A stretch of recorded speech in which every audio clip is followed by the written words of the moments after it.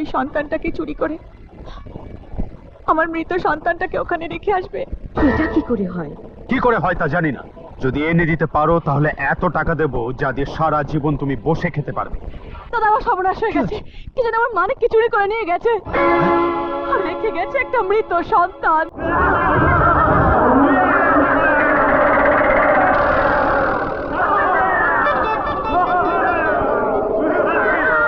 বাবা ভোলানাথ, তোমার এই মেয়েকে তুমি রক্ষা করো।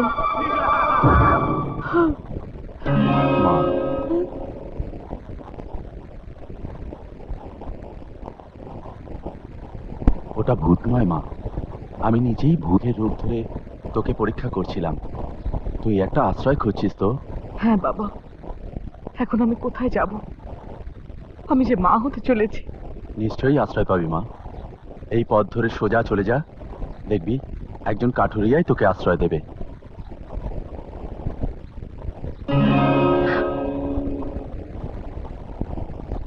কই গো, কোথায় গেলে? বলি জঙ্গলে যাচ্ছি, কাঠ কাটতে হবে, সেই কাঠ বাজারে বিক্রি করতে হবে, তারপর তো বাজার করব। আমি ভাবলাম তুমি বোধহয় ঘরে, তাহলে কথাগুলো বললাম কাকে? বলি কোথায় গিয়েছিল? কবিরাজের কাছে। কবিরাজ বলেছেন এবার আমাদের সন্তান ঠিকই হবে। যা হবার নয় তা হবে না। বিয়ের 10 বছর বাদেও একটি সন্তানের বাবা হতে পারলাম না, আর বিয়ের 10 বছর বাদে কবিরাজের তাবিজে সন্তান হবে। বউ, আমাদের সন্তান নেই এ কথাটা কেন মনে করো? কেন মনে করতে পারো না যে আমার একটা মেয়ে ছিল, তাকে বিয়ে দিয়েছি, সে পর হয়ে গেছে। তুমি পুরুষ, তাই সহজেই ভুলে থাকতে পারো। আমি মেয়ে মানুষ, তাই পারি না। একটু মা ডাক শুনবার জন্যে আমার প্রাণটা যে কত কাঁদে তা তুমি বুঝবে না গো। তাহলে দেখো কবিরাজের তাবিজে মা হতে পারো কিনা।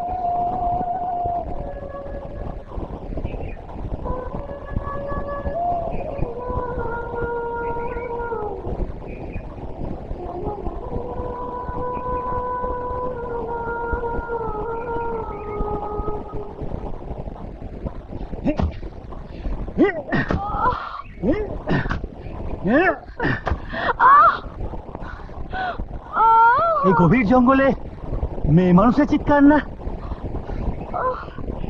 দেখি তো ঘটনাটা কি। কে তুমি এই গভীর জঙ্গলে এই অবস্থাতে? দাদা, আমার একটু আশ্রয় দিন, আমি যে মা হতে চলেছি। কি আমাকে দাদা রেখেছিস? আমি আমি তোকে আশ্রয় দেবো? চল আমার সঙ্গে চল।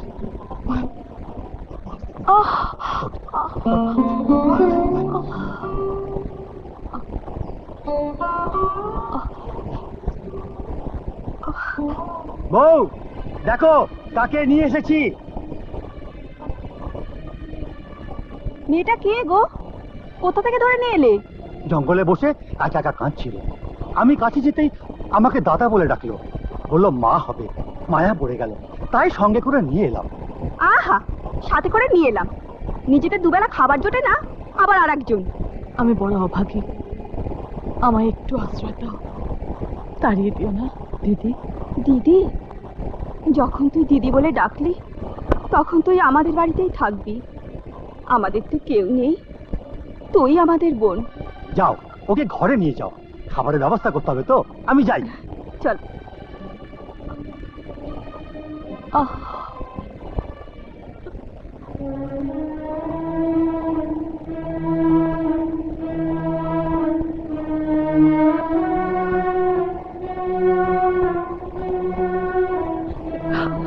বোন,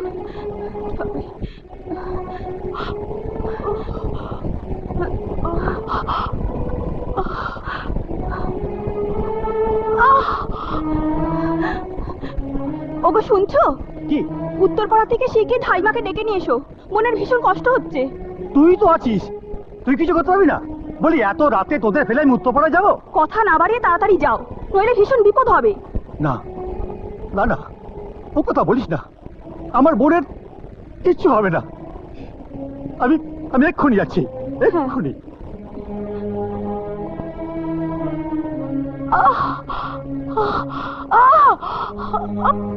ধাইমা, ধাইমা, ও ধাইমা! কি রে মঙ্গল, এত রাতে? হ্যাঁ, কি ব্যাপার? তোর বউ তো পোয়াতি নয়। আরে না না, ভগবান আমার কোলে সন্তান দেননি, কিন্তু আজ আমার বোন এসেছে, তার সন্তান হবে। তুমি শিগগিরই আমার বাড়িতে চলো তো। তোর বোন? দূর হতভাগা, তোর তো এই সংসারে তিন কোলে বলে কেউ নেই, তুই আবার বোন পেলি কোত্থেকে? আমার বাড়িতে এসো, সব দেখতে পাবে। হ্যাঁ হ্যাঁ হ্যাঁ, চলো চলো চলো, শিগগির চলো। আরে এসো, এসো, চলো।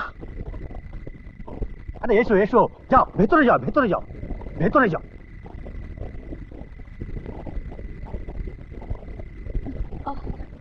ধাইমা, তুমি বাইরে যাও।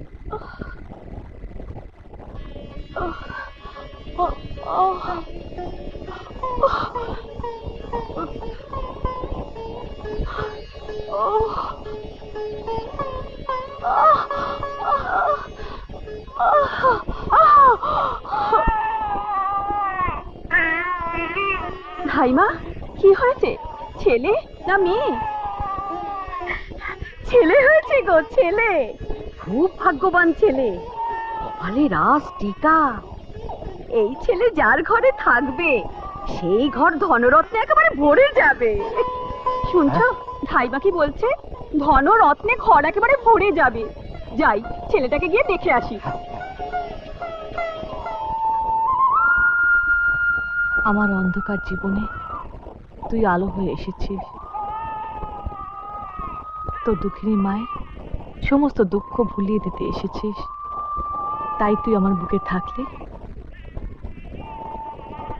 আমি সমস্ত দুঃখ কষ্ট ভুলে যাব। কমলা, হ্যাঁ? কমলা, তোর ছেলের নাম কি রাখবি? দাদা, আমার ছেলের নাম রাখবো মানিক কুমার। বাহ! ও যে আমার বুকের মানিক, আমার 7 রাজার ধন। বিধাতা এবারও তোমাকে সন্তানের মুখে মা ডাক শুনতে দিলেন না। এবারও তোমার গর্ভে মৃত কন্যা সন্তানের জন্ম হলো। সবই আমার পোড়া কপাল, নইলে 3-3টে মৃত সন্তান জন্ম দেবো কেন? তুমি নাইমাকে খবর দাও, একটা সৎকারের তো ব্যবস্থা করতে হবে।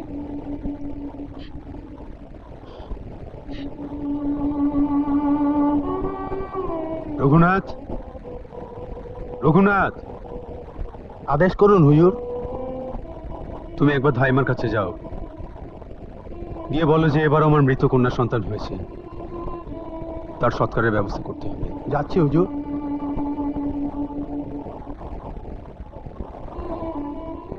দেখো বাছা, এত রাতে আমি ওই মন্ত্রীর বাড়িতে যেতে পারবো না, তুমি চলে যাও। তোমাকে যেতেই হবে, মন্ত্রী মশাইয়ের হুকুম। আর যদি না যাও, তোমাকে আমি পেয়াদা দিয়ে ধরে নিয়ে যাব। তোমাদের তো ওই দোষ, গরিবের ওপরে যত অন্যায় অবিচার, তাই না?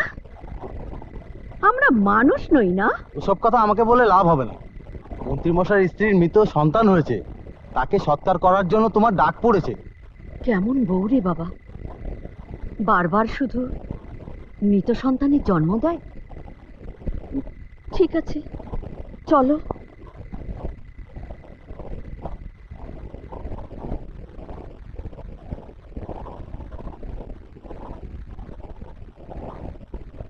একেই বলে কপাল।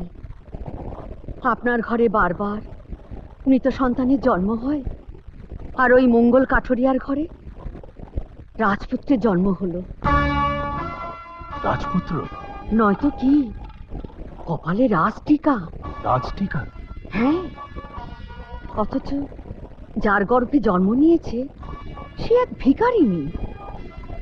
আসলে বিধাতা কার গর্ভে কি দেয় কিছুই বলা যায় না, তাই না? তোমাকে একটা কাজ করতে হবে, অনেক টাকা দেবো তোমাকে। কি করতে হবে? ওই সন্তানটাকে চুরি করে আমার মৃত সন্তানটাকে ওখানে রেখে আসবে। এটা কি করে হয়? কি করে হয় তা জানি না, শুধু এইটুকু জানি ওই সন্তান আমার চাই। যদি এনে দিতে পারো তাহলে এত টাকা দেব যা দিয়ে সারা জীবন তুমি বসে খেতে পারবে। আর যদি না এনে দিতে পারো, আমি তোমার বাড়ি ঘর জ্বালিয়ে ছাই করে দেবো। ভুলে যেও না, ভুলে যেও না আমি রতননগরের মন্ত্রী। ঠিক আছে, আমি চুরি করে এনে দেবো।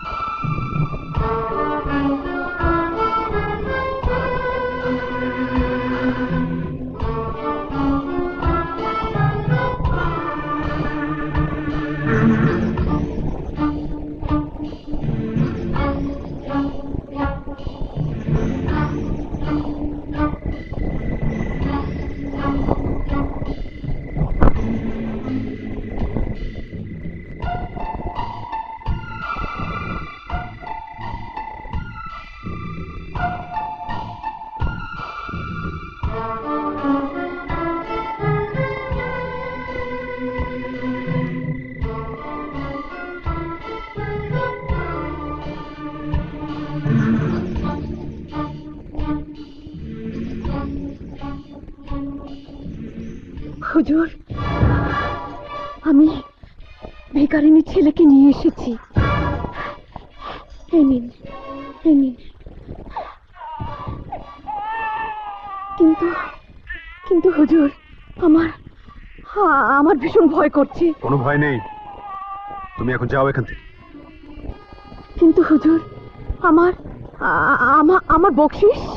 হ্যাঁ, এই নাও, কিন্তু খুব সাবধান, এ কথা যেন কোনোদিন কেউ জানতে না পারে।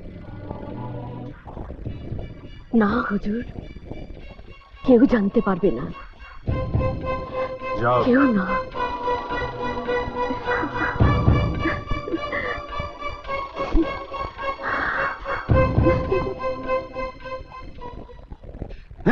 দাদা, দাদা, দাদা, আমার সর্বনাশ হয়ে গেছে। কি যেন আমার মানিককে চুরি করে নিয়ে গেছে, আর রেখে গেছে একটা মৃত সন্তান। বলো, এখন আমি কি নিয়ে বেঁচে থাকবো? তোমার মতো মেয়ের মরাই উচিত। তুমি নিশ্চয়ই কোনো পাপ করেছো। না, আমি কোনো পাপ করিনি। তবু কেন বিধাতা আমায় এত শাস্তি দিচ্ছেন? সবাইকে কেন আমার জীবন থেকে পর করে দিচ্ছেন? এখানে কেঁদে কোনো লাভ হবে না। এবার তুমি আমাদের মুক্তি দাও, ছেলেটাকে খুঁজে নিয়ে এসো। যতদিন ছেলেটাকে খুঁজে না পাবে, ততদিন এ মুখ আর আমাদের সামনে দেখাবে না। যাও। তোমরাও আমায় তাড়িয়ে দেবে। অনেক দুঃখ কষ্টের পর তোমাদের কাছে একটু আশ্রয় পেয়েছিলাম, সেই আশ্রয়টুকু কেড়ে নিতে চাও? হ্যাঁ, চাই। যে মেয়ে নিজের ছেলেকে ধরে রাখতে পারে না, তার স্থান আমাদের বাড়িতে নেই। হায় ভগবান, এখন আমার মানিককে কোথায় খুঁজে পাবো?